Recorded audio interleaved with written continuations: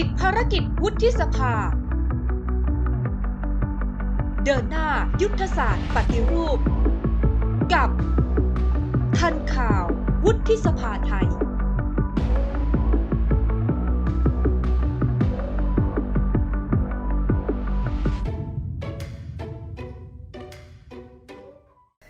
สวัสดีค่ะขอต้อนรับคุณผู้ชมผู้ฟังทุกท่านเข้าสู่ช่วงเวลาของรายการทันข่าววุฒิสภานะคะในวันนี้อยู่กับดิฉันอัญทิยาเนติรพิศักดิ์ค่ะคุณผู้ชมสามารถติดตามรายการทันข่าววุฒิสภาได้นะคะผ่านทางหน้า Facebook Fanpage วุฒิสภาค่ะตลอดจน Facebook Fanpage Senate Media Society สื่อดิจิทัลวุฒิสภาไทยนะคะมาติดตามเรื่องราวสาระที่เป็นประโยชน์ความเคลื่อนไหวของสมาชิกวุฒิสภาตลอดจนประเด็นด่วนประเด็นร้อนที่เกิดขึ้นทั้งทางสังคมและการเมืองไปกับเราทุกวันจันทร์ถึงศุกร์เจอกันเวลาประมาณ 9 นาฬิกาแบบนี้นะคะหรือบางครั้งอาจจะเจอในช่วงวันหยุดนะคุณผู้ชมวันนี้ค่ะเปิดประเด็นเด่นเข้มประเด็นร้อนใกล้ชิดสวพลาดไม่ได้นะคะเพราะว่าเราหยิบยกประเด็นทางการเมืองมาเล่าสู่กันฟังมาวิเคราะห์กันอย่างรอบด้านกันนะคะและในช่วงกลางรายการพลาดไม่ได้เลยค่ะเปิดประเด็นเด่นเข้มประเด็นร้อนใกล้ชิดสวอย่างที่บอกไปวันนี้รายการของเราได้รับเกียรติอย่างสูงเลยนะคะจากท่านอาจารย์วันชัยสอนสิริค่ะในฐานะรองประธานคณะกรรมาการพัฒนาการเมืองและการมีส่วนร่วมของประชาชนวุฒิสภาวันนี้อาจารย์วันชัยจะวิเคราะห์ให้เราฟังนะคะในหัวข้อสสยกพวกลาออกสัญญาณบอกเกมการเมืองว่าจะเป็นอย่างไรนะอดใจรอสักนิดหนึ่งค่ะคุณผู้ชมเอาละค่ะแต่ว่าก่อนที่จะไปรับชมรับฟังบทสัมภาษณ์พิเศษนะคะจากท่านอาจารย์วันชัยสอนสิรินะคะดิฉันนะคะอยากจะหยิบยกข่าวนี้มาเล่าสู่กันฟังที่เกี่ยวข้องกับประเด็นการเมืองนะก่อนอื่นต้องให้เครดิตแหล่งข่าวค่ะขอบคุณข้อมูลจาก Post Today Online นะ Post Today Online พาดหัวข่าวเลยนะคะว่า31 สสลาออกไม่กระทบสภาชินวรมั่นใจ31 สสลาออกไม่กระทบสภา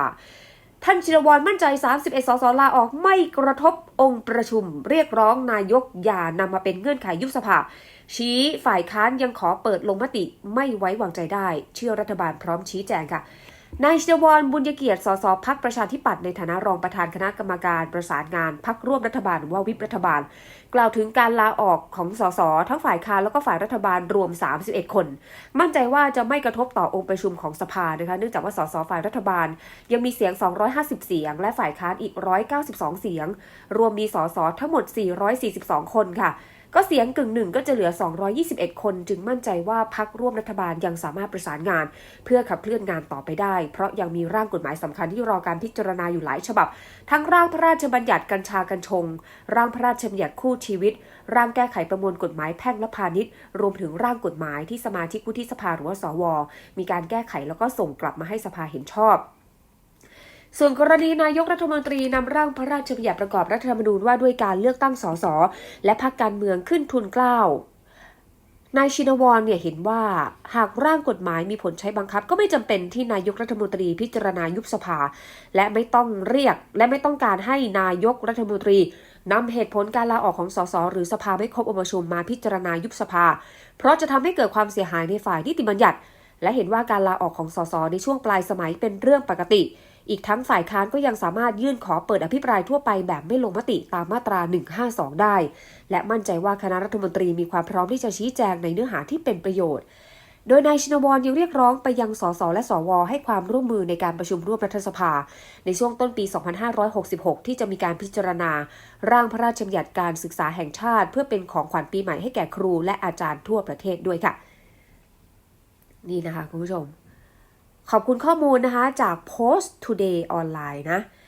เอาละค่ะวันนี้นะคะอย่างที่เกริ่นไปค่ะเปิดประเด็นเด่นเข้มประเด็นร้อนใกล้ชิดสวในวันนี้รายการของเราได้รับเกียรติอย่างสูงเลยนะคะจากท่านอาจารย์วันชัยสอนสิริค่ะในฐานะรองประธานคณะกรรมาการพัฒนาการเมืองและการมีส่วนร่วมของประชาชนวุฒิสภา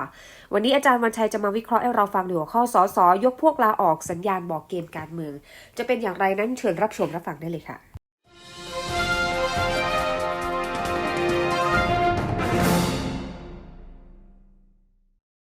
เปิดประเด็นเด่นเข้มประเด็นร้อนช่วงใกล้ชิดสวในวันนี้นะคะรายการของเราได้รับเกียรติอย่างสูงเลยค่ะจากท่านอาจารย์วันชัยสอนสิริค่ะในฐานะรองประธานคณะกรรมาการพัฒนาการเมืองและการมีส่วนร่วมของประชาชนวุฒิสภาวันนี้อาจารย์จะมาวิเคราะห์ให้เราฟังนะคะในหัวข้อสสยกพวกลาออกสัญญาณบอกเกมการเมืองแล้วก็ตอนนี้ท่านอาจารย์วันชัยอยู่ในสายกับเราแล้วสวัสดีค่ะอาจารย์ขา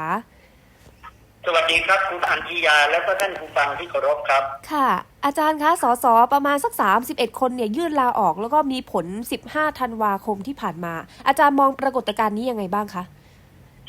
ผมมองว่าเป็นปรากฏการณ์โค้งสุดท้ายค่ะขาลงของการสิ้นสุดอำนาจและการใกล้เลือกตั้งก็เป็นปรากฏการณ์ว่าแต่ละสสแต่ละพรรคการเมืองจะต้องหาที่อยู่ของตัวเองให้เป็นหลักแหล่งแน่นอนนะครับบางคนที่แอบซ่อนอยู่กับพรรคนู้นพรรคนี้นะฮะเป็นที่รู้ของประชาชนอยู่แล้วก็จะได้ชัดซะหรือบางคนที่แอบยังไม่มีใครรู้ ก็จะได้มีความชัดเจนมีที่มีทางให้เป็นที่รับรู้แล้วก็ประกาศตัวต่อสาธารณะต่อไปมันใกล้เลือกตั้งเต็มทนนะฮะจะประมัวรอรีรอเก้ๆกังๆอยู่ก็จะช้าไปเปล่าก็เลยจะต้องรีบชัดเจนกันตั้งแต่วันนี้แล้วก็เป็นตัวบ่งชี้ว่าในที่สุดก็อาจจะต้องมีการเตรียมการเลือกตั้งถึงขั้นยุบสภาอะไรประมาณนั้นแหละนะก็เป็นสัญญาณว่าอำนาจมันเลี้ยวลง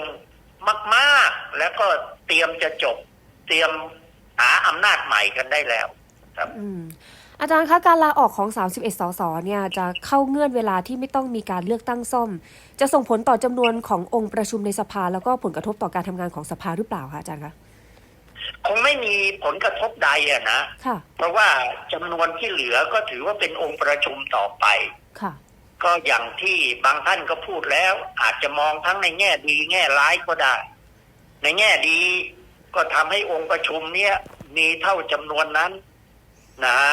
ก็จะได้ไม่มีปัญหาเกี่ยวกับเรื่องสภาล่มต่อไปหรือถ้าซีกใดมากกว่าก็ยิ่งจะเป็นผลต่อการทำให้กฎหมายหรือสิ่งที่ต้องการนั้นสะดวกรวดเร็วก็ได้แต่ในแง่ร้ายก็มองดูว่ามันก็อาจจะทำให้ขลุกขลักหรือเสี่ยงต่อเสียงที่มันก้ำกึ่งแต่เท่าที่ดูตอนนี้ที่ปรากฏมันก็ยังห่างตัวเลขกันอยู่ถึง50-60 เสียงดังนั้นก็ไม่น่าจะมีอุปสรรคของที่ของฝ่ายรัฐบาลนะและในขณะเดียวกันเนี่ยเพียงแต่ว่าอารมณ์ความรู้สึกของภาวะที่มันใกล้จะเลือกตั้งเนี่ยผมว่าเขาอารมณ์อยู่ในสภาอาจจะน้อยนะอารมณ์ก็เตรียมว่าอะไรก็ตามที่จะเตรียมที่จะเลือกตั้งเตรียมที่จะมีอำนาจใหม่เตรียมที่ทำยังไงจะชนะเลือกตั้งก็เราก็จะเห็นสภาพของบรรยากาศในสภาโค้งสุดท้ายเป็นอย่างนี้การลาออกครั้งนี้เป็นการเร่งเกมให้นายกรัฐมนตรียุบสภาใช่ไหมคะอาจารย์คะผมเชื่อว่าคนที่เป็นนายกรัฐมนตรีนี่ก็คงไม่ค่อยอยากยุบสภาเท่าไหร่นะแล้วก็ทุกคนเนี่ยก็ไม่อยากจะอะไรหลุดจากอำนาจเท่าไหร่นะก็อยากจะอยู่ในอำนาจนั้นให้มันนานที่สุดแล้วก็อะไรที่สามารถจะประคองอำนาจได้ก็จะพยายามทำผมสังเกตมาในอดีตคนที่เป็นนายกรัฐมนตรีทุกคนไม่เคยมีใครบอกเลยว่าจะอยู่แค่4 ปีแล้วเลิกแล้วก็ไม่เคยมีใครบอกเลยว่าอยู่เมื่อนั้นเมื่อนี้แล้วจะไปเมื่อนั้นเมื่อนี้ส่วนใหญ่บางคนคิดการไกลว่าจะเป็นถึง2 สมัย3 สมัยจะเป็นถึงตอนนั้นตอนนี้ว่ากันไปเรื่อยๆแต่ผมสังเกตดูทุกคนนั้นจะมีสถานการณ์ต่างๆทำให้เกิดขึ้นและทำให้อยู่ไม่ได้ซึ่งบางคนก็จบสวยก็คือประกาศลาออกขอยุติพอแล้วนะฮะบางคนก็จบไม่สวยต้องมีคดีความหนีไปต่างประเทศบางคนก็ถึงกับติดคุกติดตารางไปก็มีนี่คือเรื่องของอำนาจ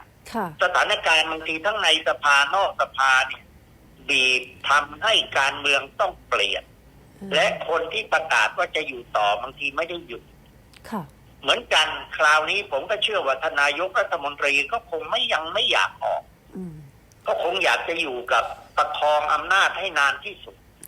แต่สถานการณ์สภาที่ล่มแล้วล่มอีกแล้วก็มีคนลาออกมากๆแล้วก็อาจจะมีความขัดแย้งในกฎหมายบางฉบับอาจจะทำให้พรรคร่วมทำงานด้วยกันมีปัญหา รวมทั้งอาจจะทำให้พรรคการเมืองใดเช่นอยู่ด้วยกันต่อไปแล้วอาจจะต้องแสดงบทบาทใกล้เลือกตั้ง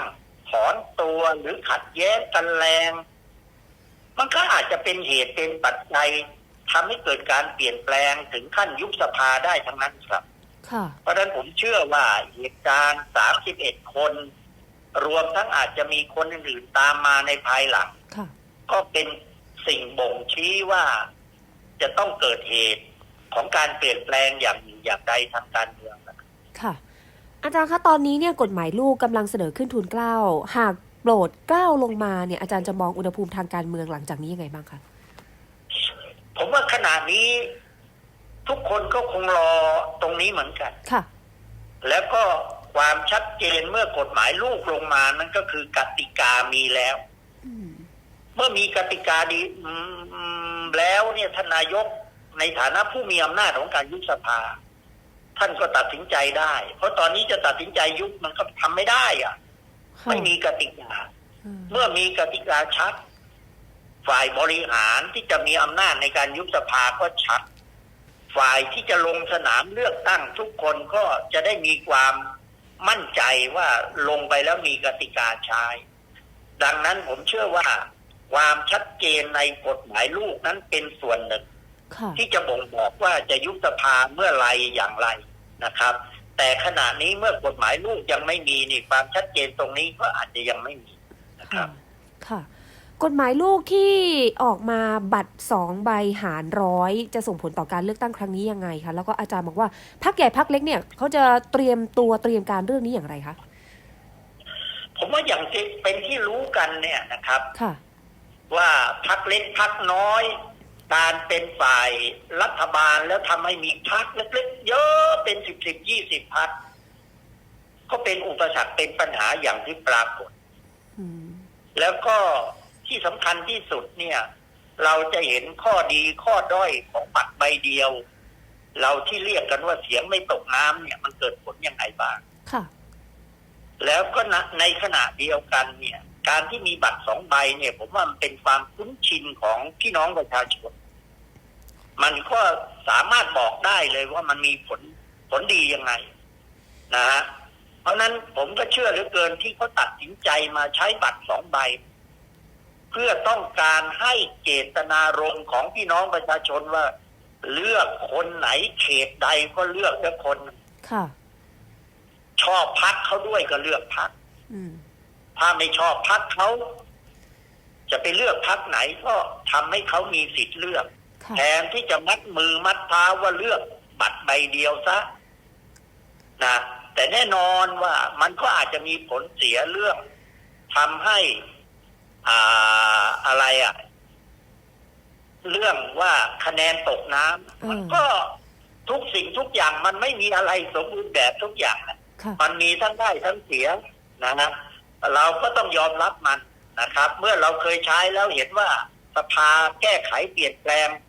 ด้วยมติของเสียงส่วนใหญ่เราก็ต้องยอมรับกติกานี้ครับค่ะอาจารย์คะการเลือกตั้งครั้งก่อนเนี่ยหลายคนมองว่า250 สวเนี่ยนับว่าเป็นตัวแปรสำคัญอาจารย์มองประเด็นนี้ยังไงบ้างคะผมว่าตัวแปรสำคัญคราวที่แล้วแม้จะเป็นตัวแปรนะค่ะแต่ยืนอยู่บนฐานอันหนึ่งคุณอันธิยาค่ะฐานนั้นก็คือว่าใครสามารถรวบรวมเสียงสสได้เกินกึ่งหนึ่งเราจะเลือกคนนั้นค่ะคุณจะเห็นครับคราวที่แล้วเนี่ยพรรคพลังประชารัฐซึ่งเป็นแกนนำในการจัดตั้งรัฐบาลและสนับสนุนพลเอกประยุทธ์รวบรวมเสียงได้เกินกว่ากึ่งหนึ่งคือ251เสียงขึ้นไปค่ะสวก็พึบโหวตเพราะ1คนนั้นได้รับการสนับสนุนจากสภาผู้แทนราษฎรอันจะทำให้คนเป็นนายกดำรงอยู่ได้ตลอดไป2เลือกคนที่มีคุณสมบัติลักษณะที่ว่าจะไปสารงานต่อได้ แล้วถ้ามาเปรียบเทียบกับคู่แข่งแล้วพลเอกประยุทธ์ก็ถือว่าเหนือกว่านะครับครั้งนี้ผมก็เชื่อว่าวิธีคิดนั้นยังน่าจะเป็นหลักสำคัญอันหนึ่งนั้นก็คือใครก็ตามที่สามารถรวบรวมเสียงได้เกิน251เสียงขึ้นไปสว.น่าจะต้องยึดเสียงอันนี้เป็นหลักเพราะถือว่าเป็นเสียงของประชาชนแม้ว่าบางคนอาจจะบอกว่าคนนั้นมาจากสายนั้นคนนี้มาจากสายนี้ยังไงก็ต้องเอาอย่างนั้นผมว่าจะตอบคำถามกับประชาชนยังไงในเมื่อประชาชนซึ่งเขามีสิทธิ์ที่จะทำให้รัฐบาลอยู่ได้ไม่อยู่ได้นั้นเขาจะเอาพรรคนั้นพรรคนี้เสียงนั้นเสียงนี้ซึ่งเป็นเสียงข้างมากเพราะฉะนั้นผมมีความมั่นใจเหลือเกินว่าไม่ว่าสว.จะมาจากสายไหนเป็นคนของใครอย่างไรในที่สุดเสียงส่วนใหญ่จะเลือกตามเสียงของพี่น้องประชาชนแน่นอนค่ะอาจารย์คะถ้าให้อาจารย์สวมบทเซียนทางการเมืองนิดนึงอาจารย์อยากจะให้ลองทำนายความเป็นไปได้หลังการเลือกตั้งของเมืองไทยหน่อยค่ะของการเมืองไทยหน่อยค่ะผมว่าจากกติกากับสิ่งที่ปรากฏเนี่ยจะก่อให้เกิดปัญหาของความขัดแย้งทางการเมืองหลังเลือกตั้งค่ะแน่นอนว่าการเมืองช่วงนี้จนกระทั่งเลือกตั้ง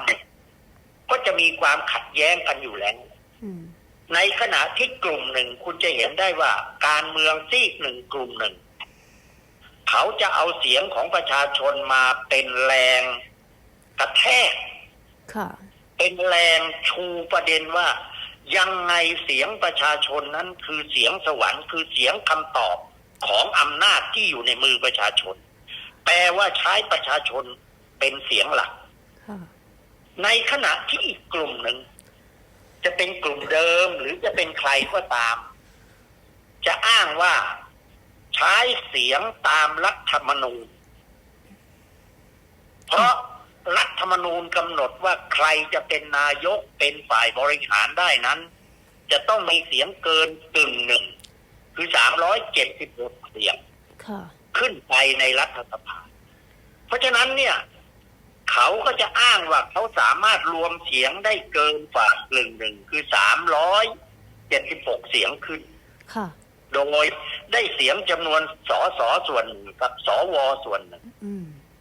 นี่แหละผมมองว่าพอเลือกตั้งเสร็จจะเกิดข้อขัดแย้งกันในสองกลุ่มนี้กลุ่มหนึ่งอ้างเสียงประชาชนอีกกลุ่มหนึ่งอ้างเสียงตามรัฐธรรมนูญและถ้ายังแข็งขืนต่อกันมีปัญหาทางการเมืองช่วงตั้งรัฐบาลแน่นอนแล้วก็อาจจะเกิดเหตุขัดแย้งทั้งในสภานอกสภาชุมนุมประท้วงก็เป็นไปได้ถ้าไม่ยอมกันผมจึงบอกว่ารัฐธรรมนูญฉบับนี้เขาเขียนไว้เพื่อให้มีการประนอมอำนาจกันดังนั้นเนี่ยผมเชื่อเหลือเกินว่าจะต้องเกิดการประนอมอำนาจกันกับเสียงของประชาชนที่มาจากการเลือกตั้งแล้วก็กลุ่มที่มีอำนาจจะเป็นอำนาจเดิมหรือเป็นอำนาจตรงไหนยังไงก็แล้วแต่จะต้องมีการพูดคุยประนอมกันแล้วเดินไปด้วยกันไม่แข็งขืนต่อกันผมจึงบอกว่าอนาคตทางการเมืองเนี่ยถ้ามองแล้วว่าหนึ่งกลุ่มอำนาจเดิมและกลุ่มอำนาจใหม่ต้องมีการประนอมอำนาจตกลงกันและไม่แข็งขืนต่อกันการเมืองก็จะเดินไปได้แล้วก็จะทำให้เกิดความสงบเรียบร้อยกับบ้านเมืองครับได้ค่ะอาจารย์อยากจะทิ้งท้ายอะไรถึงพี่น้องประชาชนหรือแม้แต่สังคมในประเด็นนี้ไหมคะอาจารย์เชิญค่ะผมอยากจะเรียนว่าการเลือกตั้งครั้งหน้าเนี่ยมีส่วนสำคัญมากนะฮะแล้วก็ประชาชนเนี่ยมีส่วนกำหนดชะตาชีวิตกำหนดการบริหารจัดการในประเทศนี้แล้วมันมีผลกระทบมาถึงเราเลือกคนเลือกพรรคการเมืองให้เข้ามามีบทบาทที่จะแก้ปัญหาให้กับพี่น้องประชาชนจริงๆเงินทองทรัพย์สิน อย่าหวังเอามาเป็นตัวตั้งถ้าท่านหวังแค่นั้นเราก็จะได้นักการเมืองประเภทโฉบเฉี่ยวบินไปบินมา เพื่อหวังแค่อำนาจเท่านั้นไม่ได้เข้ามาทำเพื่อตัวเราอำนาจกำลังจะอยู่ในมือของเราแล้ว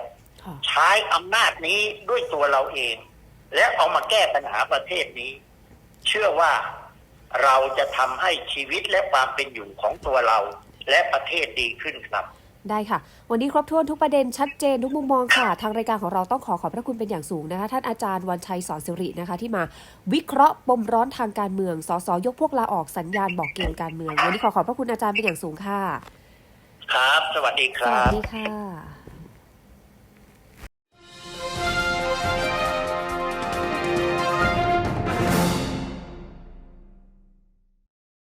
เอาละค่ะก็จบไปแล้วสำหรับเปิดประเด็นเด่นเข้มประเด็นร้อนช่วงใกล้ชิดสวค่ะในโอกาสนี้ต้องขอบพระคุณเป็นอย่างสูงนะคะท่านอาจารย์วันชัยสอนสิริค่ะในฐานะรองประธานคณะกรรมาการการพัฒนาการเมืองและการมีส่วนร่วมของประชาชนวุฒิสภาที่อาจารย์มาให้ความรู้นะคะมาวิเคราะห์ปมประเด็นร้อนด้านการเมืองให้เราฟังนะคะในหัวข้อสสยกพวกลาออกสัญญาณบอกเกมการเมืองหลังจากนี้อย่างไรนั่นเองคุณผู้ชมคุณฟังคะก่อนจะลากันไปดิฉันมีข้อมูลจาก BBC News ภาคภาษาไทยนะบอกว่าเลือกตั้งปี 2566 ปีหน้าเช็คชื่อสสย้ายค่ายมองปรากฏการณ์ดูดกระจายในการเมืองไทยขอบคุณผู้เขียนนะคุณหทัยการตรีสุวรรณเป็นผู้สื่อข่าว BBC ไทยค่ะบอกว่านักวิชาการด้านรัฐศาสตร์วิเคราะห์6ปัจจัยค่ะที่ทำให้สมาชิกสภาผู้แทนราษฎรหรือสสหลาย10ชีวิตย้ายไปสังกัดพรรคภูมิใจไทยสร้างปรากฏการณ์ดูดครั้งใหญ่ทางการเมืองตลอดเดือนธันวาคมนี้นะคะก็มีสสอย่างน้อย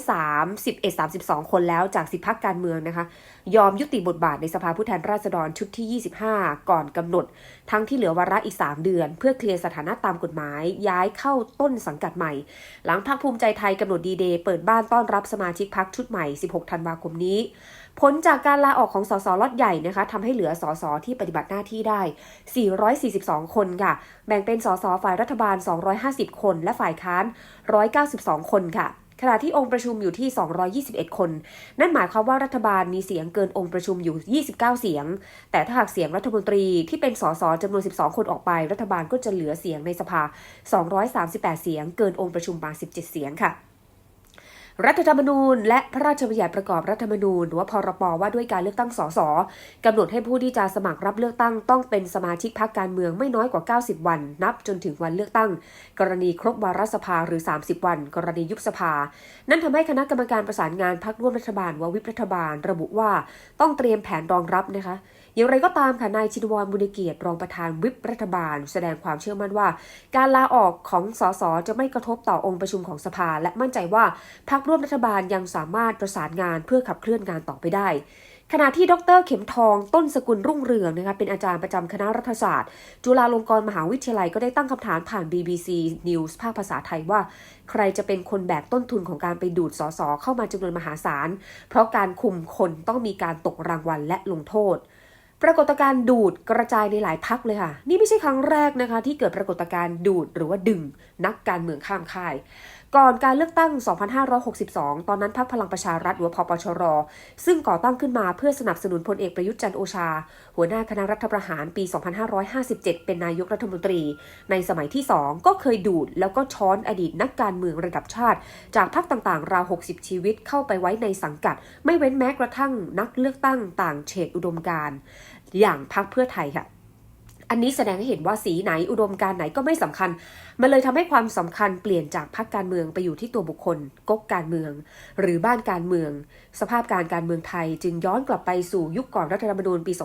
2540 คือถ้าพรรคไหนอยากชนะเลือกตั้งก็ต้องซื้อคนให้ได้มากที่สุดนะคะดร.เข็มทองระบุค่ะ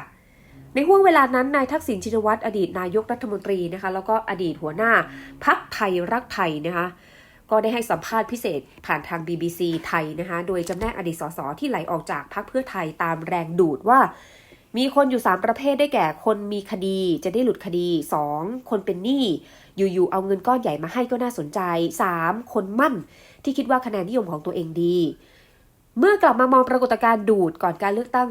2566 อาจารย์เข็มทองเห็นว่าการทำกิจกรรมทางการเมืองการลงพื้นที่ต้องควักกระเป๋าทำให้สสอ่อนไหวต่อการถูกดูด ในยุคทักษิณปี 2544 ถึงปี 2549 เป็นการซื้อแบบยกกลุ่มควบรวมมุ้งต่างๆดูดเข้าไปในบ้านไทยรักไทยเราจึงไม่ค่อยเห็นปัญหาระหว่างพรรครัฐบาลกับฝ่ายค้านเพราะว่าการเป็นฝ่ายค้านเนี่ยมันอดอยากปากแห้งทุกคนอยากเป็นรัฐบาลกันทั้งนั้นเลยเข้าไปเป็นมุ้งย่อยภายในไทยรักไทยปัญหาจึงย้ายไปอยู่ภายในพรรคโดยที่คุณทักษิณก็ต้องลงมาจัดการในร่มไทยรักไทยแต่การดูดในครั้งนี้มันต่างออกไปมันกระจัดกระจายและก็ทำกันหลายพรรคดร.เข็มทองกล่าวค่ะ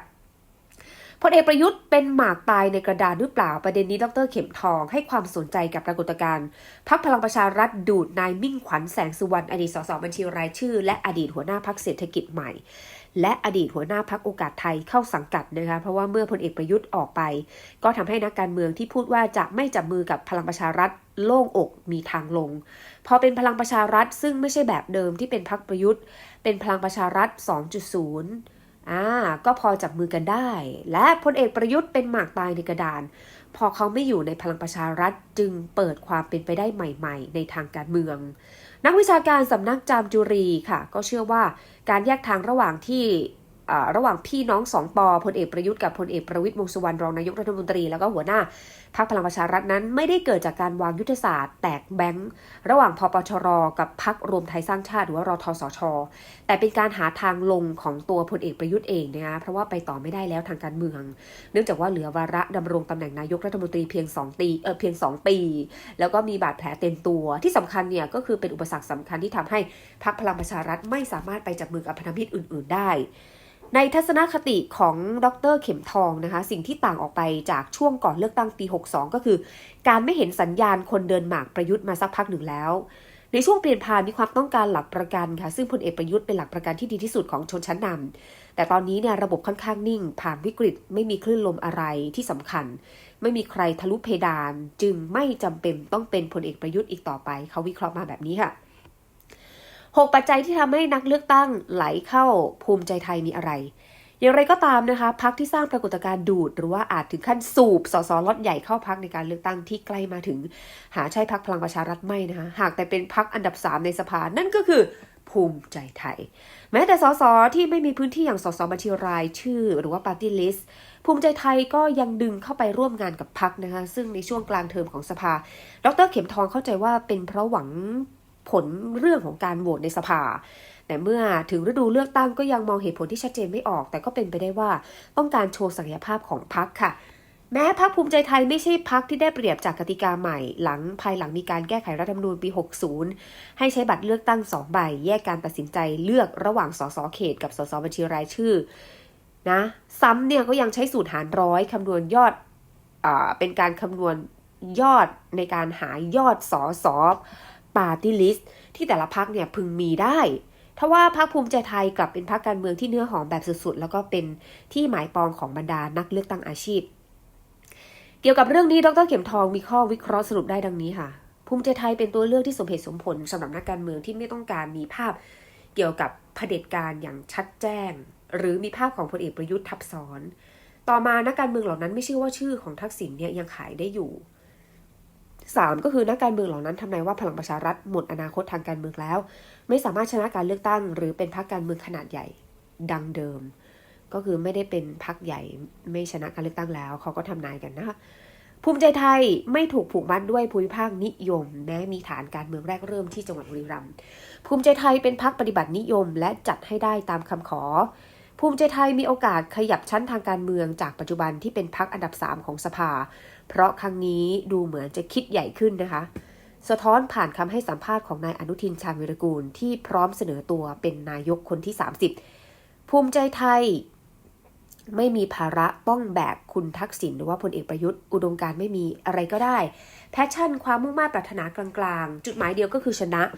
เขาจึงไม่มีข้อจำกัดที่จะจับมือกับใครก็ได้ดร.เข็มทองกล่าวมันนี่ politics ผลที่ตามมาหลังเลือกตั้งปี 66ตลอดวาระของสภาชุดที่25ดร.เข็มทองเห็นว่าพรรคภูมิใจไทยเนี่ยคุมแนวพรรคตัวเองได้ค่อนข้างดีแต่การคุมตรงนี้เนี่ยก็ต้องมีการตกรางวัลและลงโทษแล้วใครเป็นคนแบกต้นทุนของการไปดูดคนเข้ามาเขาจึงชี้ชวนให้สังคมร่วมกันจับตามองผลที่ตามมาหลังปรากฏการณ์ดูดล็อตใหญ่และสิ่งที่เกิดขึ้นภายหลังการเลือกตั้งปี 66ที่ผ่านมามีการพูดเรื่องการแจกกล้วยในสภา เป็นความลับที่ปิดกั้นให้แซดรู้กันทั่วไปเลยเรื่องเล่าที่เคยได้ยินกันมาในยุคก่อนรัฐธรรมนูญปี 40 มันกลับมาหลังการเลือกตั้งปี 62 และถ้ามองถึงการเลือกตั้ง 2566 ที่มีการดูดขนาดนี้มันย่อมต้องใช้เงินจำนวนมากนะคะในการทำให้คนอยู่ในแถวปัญหาก็คือการเมืองที่ใช้เงินจำนวนมากขนาดนี้เนี่ยจะเอาเงินที่ไหนมาจ่ายอย่างไรก็ตามนะคะนักรัฐศาสตร์รายนี้ก็ยอมรับว่าผู้คนในสังคมบางส่วนเริ่มชาชินกับสิ่งที่เกิดขึ้นหลังผู้มีอำนาจปล่อยให้มีการดูดและแจกกล้วยโดยไม่มีการระงับการกระทำหรือเอาผิดทำให้สถานการณ์ทางการเมืองไทยนั้นเปลี่ยนไปเปรียบเหมือนปัญหาฝุ่น PM 2.5 ที่ปีแรกๆผู้คนตกใจนะแล้วก็ทนกันไปอยู่ด้วยกันไปโดยที่รู้ว่าอาจจะทำให้เป็นมะเร็งนะแต่ยังไม่ตายตอนนี้รออีก10 ปีสิ่งที่เกิดขึ้นทำให้ขอบฟ้าของประชาชนหดลงถ้าประเทศนี้เปลี่ยนแปลงอะไรไม่ได้เลยคนที่ settle หรือว่าคนที่ตัดสินใจกับผลประโยชน์เฉพาะหน้าที่อยู่ใกล้ตัวจับต้องได้เหนือผลประโยชน์เชิงอุดมการณ์ที่เป็นเรื่องระยะไกลกว่าจะเปลี่ยนแปลงได้ก็ต้องใช้เวลา 10-20 ปีและยิ่งเศรษฐกิจแย่จนคนต้องดิ้นรนทุกอย่างมันบีบให้โหวตเตอร์เหลือจินตนาการเมืองนิดเดียวดร.เข็มทองกล่าวทิ้งท้ายแบบนี้ค่ะทีนี้เรามาดูการเปิดรายชื่อสสหน้าเก่าย้ายเข้าค่ายใหม่ก่อนการเลือกตั้ง 66 BBC ไทยรวมรายชื่อนักการเมืองในสภาผู้แทนราษฎรชุดที่ 25 เฉพาะที่เป็นสสซึ่งไปเปิดตัวสมัครเป็นสมาชิกพรรคการเมืองใหม่อย่างเป็นทางการแล้วนะคะแล้วกำลังจะเปิดตัวสังกัดเข้าพรรคภูมิใจไทย 16 ธันวาคมนี้พรรคภูมิใจไทยตลอดเดือนธันวาคมมีสสทยอยยื่นหนังสือค่ะคุณผู้ชมอันนี้วิเคราะห์ว่าคือตลอดเดือนธันวาคมเนี้ยค่ะมีสสทยอยยื่นหนังสือลาออกต่อสำนักเลขาธิการสภาผู้แทนราษฎรโดยล็อตใหญ่เนี่ยอยู่ในช่วง 13-15 ธันวาคมหลังแกนนำภูมิใจไทยเปิดเผยกำหนดการต้อนรับสมาชิกใหม่ในวันที่ 16 ธันวาคมนะคะโดยคาดว่าจะมีนักการเมืองอย่างน้อย 32 คนจาก 10 พรรคการเมืองดังนี้พรรคพลังประชารัฐ 11 คนได้แก่ 1 นายกสิเดช ชุติมันนะคะสสกรุงเทพมหานคร 2 นายจักรพันธ์ พรนิมิตร สสกรุงเทพมหานคร 3 นางสาวพัชรินทร์ ซัมสิริพงษ์ สสกทม 4 นายปฐมพงษ์ ศูนย์จันทร์ สสนครปฐม 5 นายมนเทียน สงประชา สสชัยนาท 6 นายประทวน สุทธิอำนวยเดช สสลพบุรี 7 นายธรรมวิทย์ โพธิพิพิธ สสกาญจนบุรี 8 นายอัธพล โพธิพิพิธ สสกาญจนบุรี 9 นายกฤษแก้วอยู่ สสเพชรบุรี 10 นายอนุชาน้อยวงศ์ สสพิษณุโลก 11 นายสำริดแทนทรัพย์ สสชัยภูมิพรรคเพื่อไทย 8 คนได้แก่ 1 นายประเดิมชัยบุญช่วยเหลือนะคะนายประเดิมชัยบุญช่วยเหลือ สสกทม 2 นายนพชีวานันท์ สสพระนครศรีอยุธยา 3 นายวุฒิชัยกิติธเนศวร สสนครนายก 4 นายนิยมช่างพินิจ สสพิษณุโลก 5 นายสุชาติพินโย สสโคราช 6 นายจักรพัฒน์ชัยสาร สสอุดรธานี 7 นายธีระไตรสรณกุล สสศรีสะเกษ 8 นายรังสรรค์วันชัยธนวงศ์ สสเชียงรายลาออกเมื่อวันที่ 1 ธันวาคมโดยยื่นหนังสือลาออกเมื่อวันที่ 1 ธันวาคมค่ะนอกจากนี้ก็ยังมีสสสังกัดเพื่อไทยอีก2 คนซึ่งแม้จะยังไม่ยื่นใบลาออกจากการเป็นสสและประกาศว่าจะนั่งเก้าอี้ต่อไปเรื่อยๆจนกว่าจะยุบสภาหรือครบวาระของสภาทว่าในการเลือกตั้งสมัยหน้า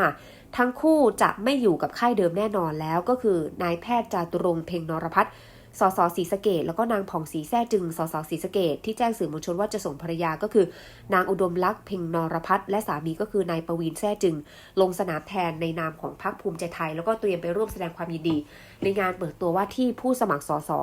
ของพรรคภูมิใจไทยด้วยพรรคก้าวไกลอีก5 คนนะคะคุณผู้ชมได้แก่1นายขวัญชัยนายขวัญชัยเนี่ยเป็นสสชลบุรี2 นายเอกภพเพียรพิเศษ สสเชียงราย 3 นายพิรเดชคำสมุทร สสเชียงราย 4 นายเกษมสันต์มีทิพย์ สสบัญชีรายชื่อ 5 นายคารมพรนายคารมพลพรกลาง สสบัญชีรายชื่อ พรรคเศรษฐกิจไทย 2 คนได้แก่ 1 นายธนทวีเกื้อกูลกิจ สสตากค่ะจังหวัดตาก 2 ก็คือนายธนสิทธิ์โคสุรัตน์ สสอุบลราชธานี พรรคประชาธิปัตย์ 1 คนก็คือนางสาวแนนบุญธิดาสมชัย สสอุบลราชธานีนะคะพรรคเสรีรวมไทย1 คนก็คือนายเดชทวีศรีวิชัย สสลำปางพรรคเพื่อชาติ1 คนนายอารีไกรนรา สสบัญชีรายชื่อพรรครวมพลัง1 คนก็คือนางสาวอนุสรีทัพสุวรรณ สสบัญชีรายชื่อพรรคชาติพัฒนากล้า1 คนก็คือนายสมัครป้องวง สสสมุทรสาครพรรคประชาภิวัฒน์1 คนก็คือนางสาวนันทนาสงประชา สสบัญชีรายชื่อพรรคพลังประชารัฐค่ะพรรคแกนนำรัฐบาลทยอยเปิดตัวอดีตสสที่ย้ายเข้าสังกัดพปชรอย่างน้อย2 คนค่ะโดยมาจาก2 พรรคการเมืองดังนี้ พรรคเศรษฐกิจใหม่1คนก็คือนายมิ่งขวัญแสงสุวรรณสสบัญชีรายชื่อและอดีตหัวหน้าพรรคเศรษฐกิจใหม่ซึ่งต่อมาเนี่ยก็ได้ลาออกจากการเป็นสสเมื่อเดือนกุมภาพันธ์ก่อนย้ายไปสังกัดพรรครักผืนป่าประเทศไทยซึ่งเปลี่ยนชื่อเป็นพรรคโอกาสไทยโดยที่เขาได้รับเลือกเป็นหัวหน้าพรรคแต่แล้วนายมิ่งขวัญนะคะก็ทิ้งพรรคอีกครั้งแล้วก็ย้ายไปเปิดตัวในนามพรรคพลังประชารัฐเมื่อวันที่6ธันวาคมและอ้างว่าหัวหน้าพรรครับปากจะเสนอชื่อเขาเพื่อพิจารณาเป็น1 ใน 3แคนดิเดตนายกในบัญชีของพลังประชารัฐพรรคประชาธิปัตย์1คนก็คือนายอันวาสาและสสปัตตานีซึ่งมีกำหนดการเปิดตัวภายใต้ต้นสังกัดใหม่13ธันวาคมนะคะแต่ว่าพอถึงวันจริงเนี่ยเจ้าตัวรู้สึกไม่สบายแล้วก็เกรงว่าจะติดเชื้อโควิด -19 จึงไม่ได้ไปงานแถลงข่าวพรรคเพื่อไทยค่ะรับสมาชิกใหม่จากขั้วฝ่ายค้านด้วยกันโดยมาจาก1พรรคการเมืองดังนี้พรรคก้าวไกล1คนก็คือนายจิรวัตรอรัญญกานนท์นะคะหรือทนายบิลลี่สสกทมเปิดตัวเป็นสมาชิกพรรคเพื่อไทยเมื่อ10พฤศจิกายนพรรคประชาธิปัตย์ท่ามกลางกระแสเลือดเก่าไหลออกปชปก็มีเลือดใหม่ไหลเข้าด้วยเช่นกันโดยมาจาก1พรรคการเมืองดังนี้ค่ะพรรคพลังประชารัฐก็คือนางสาววทัญญาบุญนาคหรือมาดามเดียสสบัญชีรายชื่อเปิดตัวเป็นสมาชิกปชปเมื่อ22กันยายนพรรคไทยพรรคดีนะพรรคการเมืองอายุ 1 ปีก่อตั้งโดยอดีตนักการเมืองค่ายปชปได้อดีตผู้แทนที่เป็นเกลือร่วมพรรคไปร่วมงานแล้ว1คนดังนี้พรรคประชาธิปัตย์1คนคือนายถาวรเสนเนียมสสสงขลาและอดีตรัฐมนตรีช่วยคมนาคมที่พ้นจากสถานภาพสสตามคำวินิจฉัยของศาลรัฐธรรมนูญเมื่อวันที่8ธันวาคมปี64กรณีต้องคำพิพากษาให้จำคุกและถูกคุมขังโดยหมายของศาลจากคดีกบฏกปปสได้เปิดตัวเป็นสมาชิกนะเมื่อวันที่29กันยายนนะ2565นะคะแล้วก็มีตำแหน่งเป็นประธานพรรคด้วยค่ะ พรรครวมไทยสร้างชาติคุณผู้ชมทิ้งท้ายกันหน่อยพรรคการเมืองน้องใหม่ที่คาดว่าจะเป็นฐานการเมืองใหม่ของพลเอกประยุทธ์จันทร์โอชานายกรัฐมนตรีก่อตั้งโดยอดีตคนปชป.เช่นกันนะคะและกำลังรวบรวมไพร่พลเข้าสังกัดอยู่ซึ่งขณะนี้ก็มีสสจากสภาชุดปัจจุบันไปร่วมงานอย่างน้อย1คนดังนี้ค่ะพรรคประชาธิปัตย์1คนก็คือนางสาวพิมพัทราวิชัยกุลสสนครศรีธรรมราชที่แจ้งผู้บริหารปชป.ว่าจะขอย้ายไปสังกัดพรรครทสช.นะคะและไม่ได้ไปเปิดงานเปิดตัวว่าที่ผู้สมัครสสนครศรีธรรมราชของปชป.เมื่อวันที่12พฤศจิกายนอย่างไรก็ตามขณะนี้นะคะเธอก็ยังไม่ได้ลาออกจากการเป็นสสแต่อย่างใดค่ะขอบคุณข้อมูลจาก BBC News ภาคภาษาไทยด้วยเอาละค่ะคุณผู้ชมคะวันนี้ครบถ้วนทุกประเด็นชัดเจนทุกมุมมองค่ะขอบคุณคุณผู้ชมคุณฟังทุกท่านที่ติดตามรายการของเรามาจนถึงช่วงท้ายนะคะแล้วก็ขอบคุณทุกการกดไลค์กดเลิฟกดแชร์ค่ะขอบคุณทุกความเห็นที่ส่งต่อกันเข้ามาด้วยถ้อยคำที่สุภาพในเชิงสร้างสรรค์วันนี้หมดเวลาลงแล้วค่ะดิฉันอัญทิยาเนติรพิศักดิ์ลาไปก่อนสวัสดีค่ะ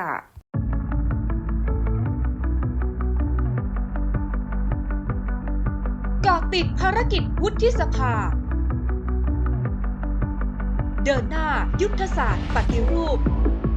กับทันข่าววุฒิสภาไทย